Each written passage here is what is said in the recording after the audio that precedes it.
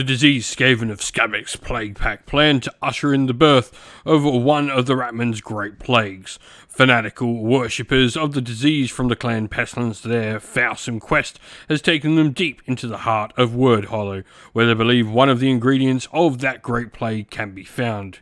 Should this noisome flock succeed in their task, great swaths of the mortal realms may be reduced to rancid, rotting mulch. Let their enemies beware, a sickening death awaits any who stand in the path of the children of the great corruptor.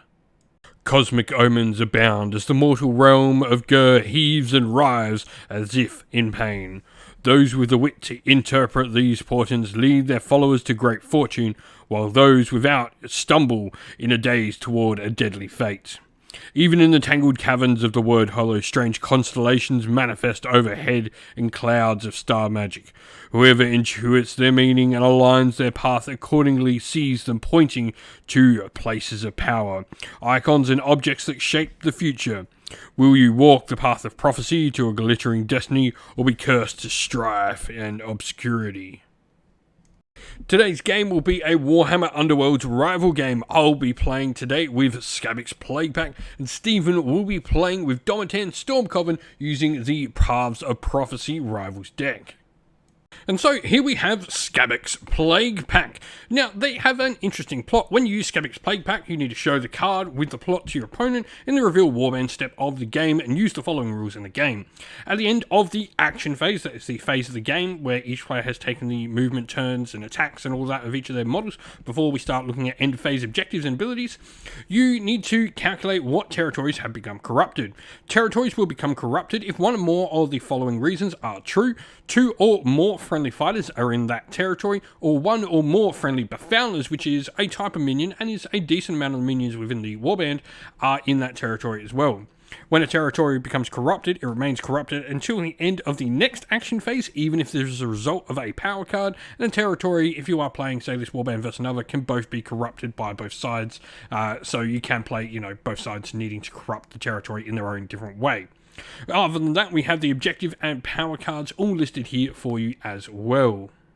And then we have Domitan Stormcoven, which will be using the new Paths of Prophecy Rivals deck. Now, there is no plot or anything like that. This is just a straight up objective focused deck. We have all the objective cards and the power cards listed here for the deck, and of course be using Domitan Stormcoven to play it with. And so here we are, all deployed for Skabbik's Plaguepack. We have Skabbik in the center there. We have Rabbit Sketch up the front. Skridit to the side. We have both Poxlick and Ricket at the back, and over on the flank we have Itchit. For the Stormcast, we have Domitan at the front.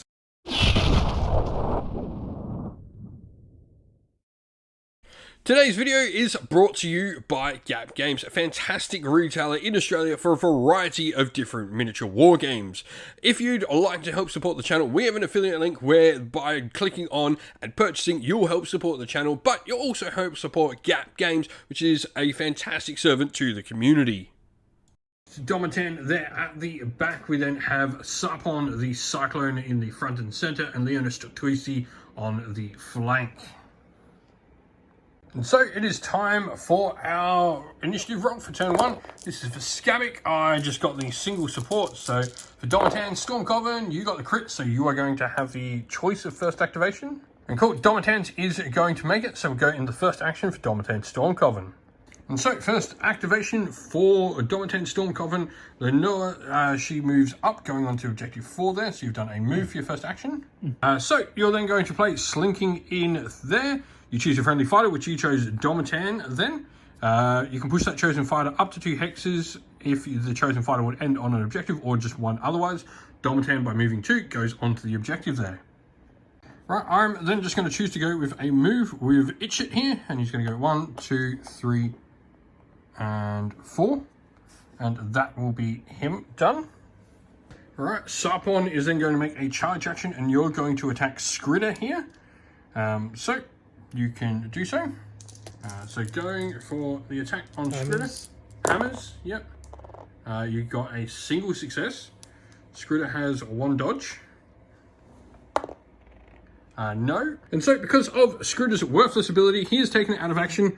I remove all of the tokens and persisting effects on them, and I'm not counted as being taken out of action.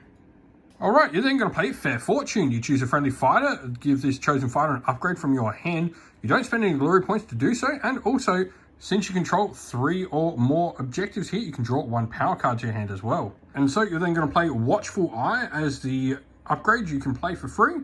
This will be Watchful Eye, which allows you to add or subtract 1 from the value of the objective that you're on.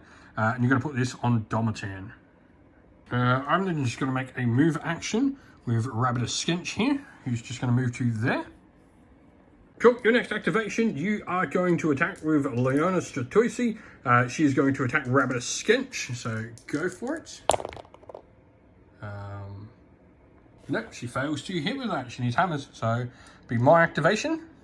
I will then, after I make that, score immediately Scuttling Horde. I score this immediately after you make your Warband's 3rd or successive move action in the same phase. I will then spend my glory point that I've got for this upgrade here, Voice of the Great Corruptor. I can play this on Itcher, and it turns Itcher into a priest with a new action that will allow him to corrupt territories he is in. Alright, so Domitan is then going to do a spellcasting attack action at Skabbik Plaguepack. So go for it. Got 1. I need a dodge on defense. I do not, so damage on that. Yes. And so for my last one for the turn, I'm going to go with Ricket, who's going to make a charge. To there.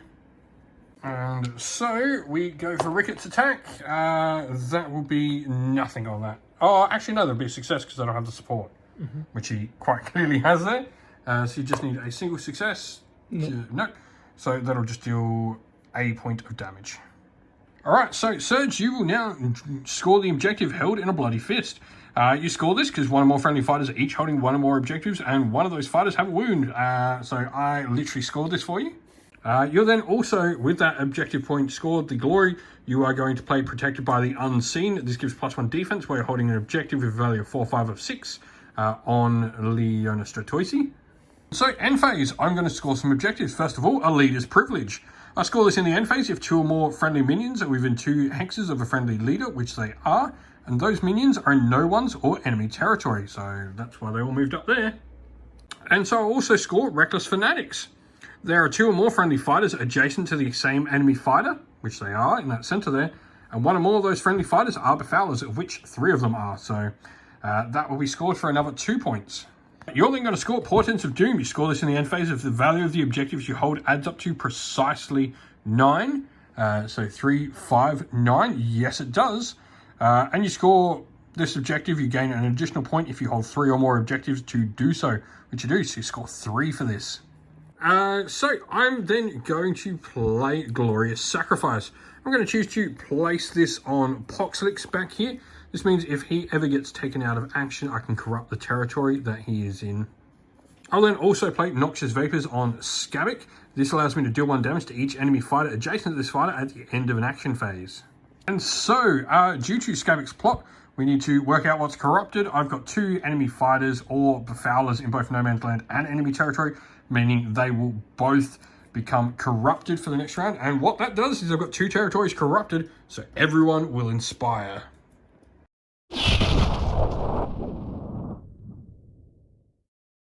Alrighty, so we are going to go into turn 2. It is currently 4-4. This is the initiative roll, so this is for Skabbik.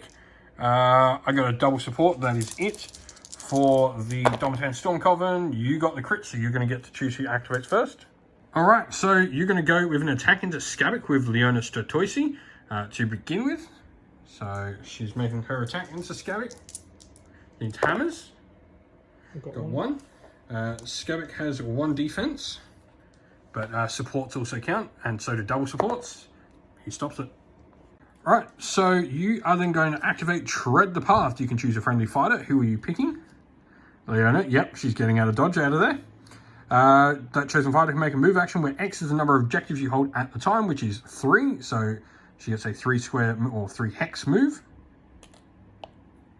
Down to there.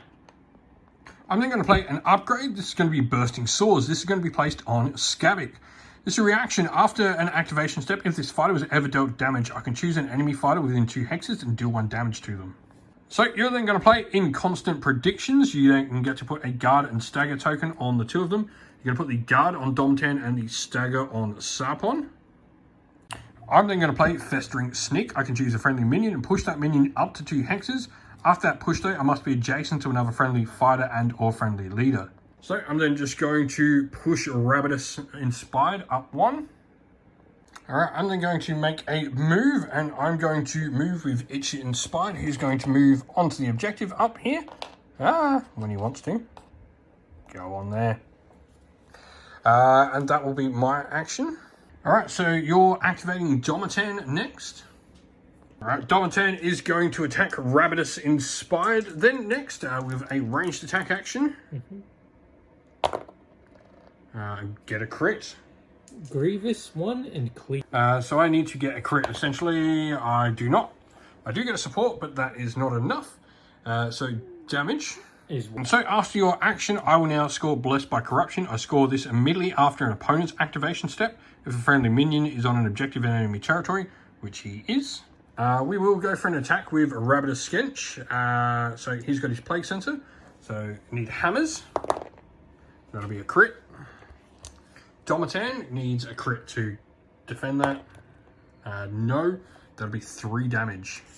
Alright, Sarpon has then made a charge action against Skabbik.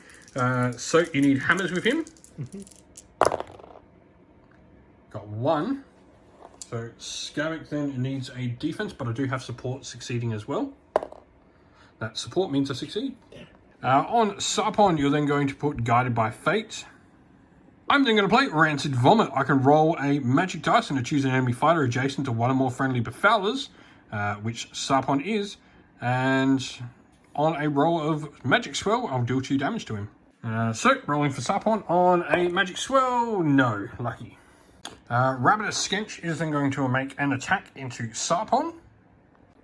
So, we go with his attack roll.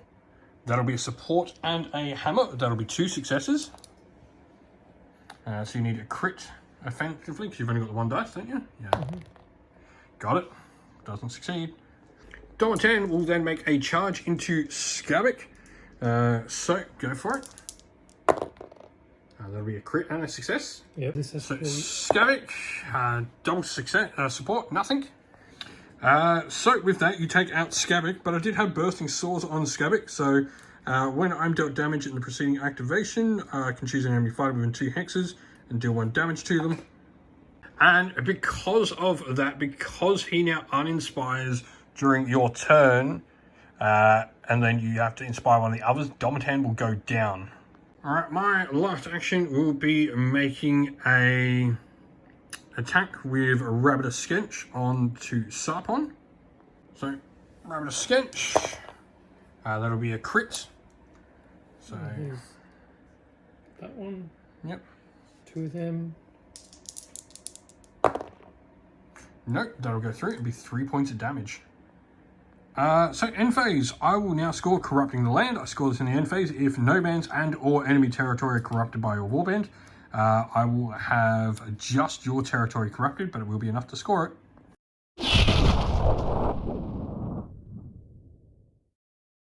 Today's video is brought to you by Baron of Dice, a premium wargaming dice that make your table come alive.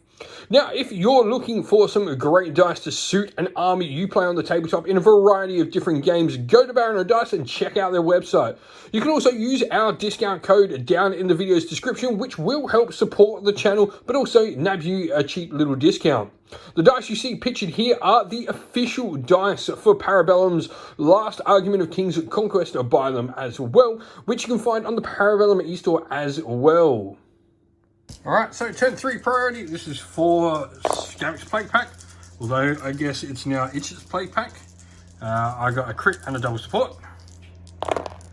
You got nothing, so I'm going to get the turn.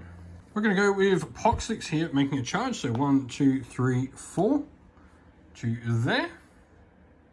So he has 4 dice to attack with when inspired with his stabby stab. That is a crit, a support will both succeed, so it's a crit plus a success. That is not enough, so you will take 2 points of damage because it's 1 plus Grievous. And so, yeah, that'll be your turn. So Leona makes a charge here. Will that be a success? So 1. This is on Ricket, so I need a defense. A shield? Nope. So go through. How much damage? 2. I'm then going to choose to make a move, so I'll move Rabidus Inspired down to there. Your activation, you're going to just draw a power card to see if you can get anything to get done with Leona. After your activation, I then immediately scored Rabid Harbingers. Your warband holds 2 or more objectives and 1 or more friendly befouls and an objective token in enemy territory, which they are. So you draw another power card to see if you can get anything, and nope. So which means I'm then just going to keep my warband where it is, because this means at the end phase now, I will infect all 3 territories because I've got a befouler in each one. And the only one I don't have a befouler in, I've got 2 friendly fighters, which is the other way I can then corrupt a territory. This will mean I now will score 2 objectives.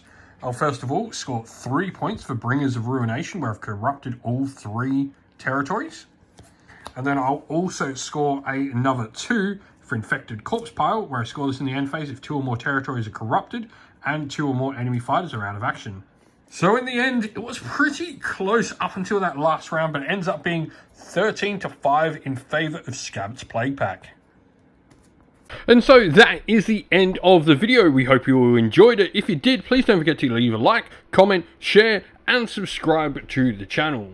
If you'd like to come chat more with me and other members of our great little community we have here at Sinful Gaming, we have a Discord server, which is linked down in the video's description. Also linked down in the video's description are the best ways to help support the channel, be that via Patreon or YouTube members, or by grabbing yourself some merch, whether that's stickers, t-shirt, mugs, or anything from our Teespring store as well, or by using our affiliate links, which are also linked down in the description as well, that go a long way to helping support the channel. As a special thank you to all our Patreons and YouTube members, we'd like to give you all a shout out. So thank you to Andy C, Grimskull, Colorblind Magic, Iron Grinch, Benjamin Swallers, James Cater, Mark Harvey, Domir, Average Wargamer, JJ Austrian, Cure Dynamic, Andrew Bowen, Alderin Shot First, Kendall, Soren, Green Roots Gaming, Ronya, Lockloric, The Johnny84, Broken Chef, Ariana Edwards, Monty Stabletop Terrain, James Tillman, Disco, John Castle, and Gargamel196. Thank you all so much for helping support the channel. It means the absolute world to us. Please do not forget to like, comment, share, and subscribe. Once again, everyone, stay safe, stay well, and most of all, keep fighting that war against the grey. Ciao for now.